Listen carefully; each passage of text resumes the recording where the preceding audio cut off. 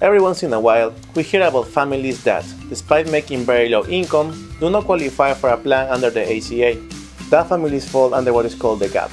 In order to understand the gap, we must review some background information, such as income, the federal poverty line, and Medicaid expansion.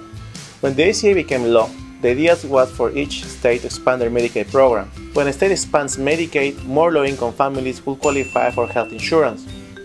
On this note, Georgia has chosen not to implement this Medicaid expansion. As a result, a coverage gap is created, thus making an individual or a family whose income is below 100% of the federal poverty line fall within the gap. In order to qualify for a tax credit, the household income must fall between 100 and 400% of the federal poverty line.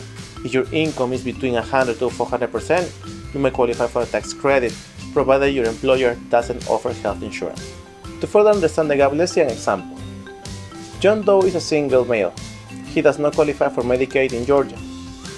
If his yearly income is above the amount shown, he qualifies for a tax subsidy. On the contrary, if his yearly income is below this amount, he will not qualify for a tax subsidy.